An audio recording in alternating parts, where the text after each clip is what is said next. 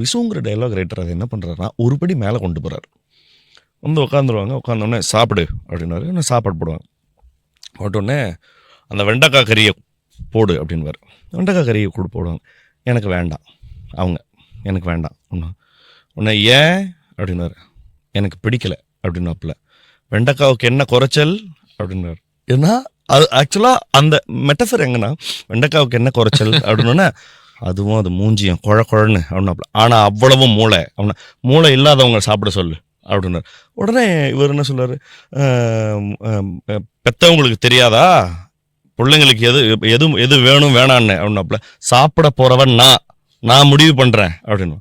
உடனே அப்ப சொல்லாப்புல தெரியுது மனசுக்குள்ள வேற ஏதோ காய்கறியை நினைச்சிருக்கிற அப்படின்னு.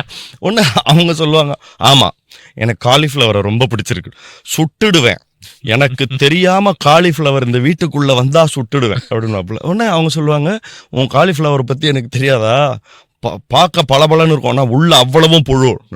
நீங்க ஒரு சாதாரண ஒரு என்ன சொல்றது இப்படி ஒரு மண்டேனான ஒரு கான்வர்சேஷனை ஒரு என்ன சொல்றது ஒரு ஆர்டிஸ்ட் உள்ள நினைக்கும் போது நான் வந்து அப்போ குமாரராஜ் சார் சொல்லுவாரு, இது எதுக்கு அவர் அப்படி எழுதணும், ஆமா எதுக்கு அப்படி எழுதணும், ஏன் அந்த எக்ஸ்ட்ரா மைல் இப்படி போனா ஈஸி தானே, ஏன் அந்த எக்ஸ்ட்ரா மைல் போகணும் அப்படின்னு கேட்டா எது தெரியல சார், 40 வருஷம் கழிச்சு உன்ன மாதிரி ஒரு பையன் ஞாபகம் வச்சுக்க